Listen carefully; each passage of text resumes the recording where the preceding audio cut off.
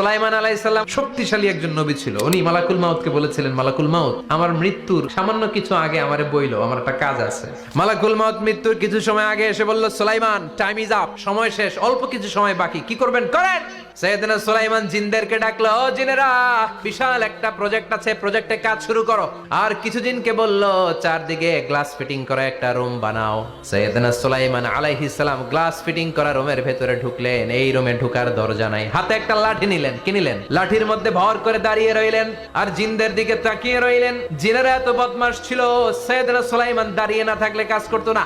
সুলাইমান আলাইহিস সালাম লাঠির মধ্যে ভর দিয়ে দাঁড়িয়ে রইলেন আর বললেন, কাজ করো। জিনেরাও কাজ শুরু করলো। ওদিকে মালাকুল মাউত এসে বলে, ও সুলাইমান, সময় তো শেষ। সুলাইমান বলে, সমস্যা নাই, রূহ কবজ করেন।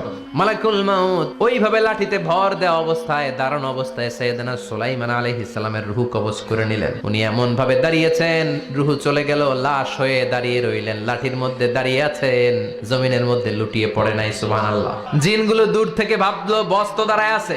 জিনেরা মনে করছে বস দাঁড়ায় আছে, কাজ করতে হবে। করতে করতে পুরা প্রজেক্টের কাজ শেষ। ইন দ্য মিন টাইম, ঝিঝি পোকা, উই পোকা, যেই পোকা কাঠ খেয়ে ফেলে, এই কাঠ খাওয়ার পোকা সুলাইমান আলাইহিস সালাম লাঠির ভেতরে ঢুকে লাঠিও খেয়ে ফেলেছে। সাইয়েদনা সুলাইমান আলাইহিস সালাম ধপাস করে জমিনে পড়েছে। আর জিনেরা কয়, হায় হায়, খালি খালি কাম করছে এতদিন।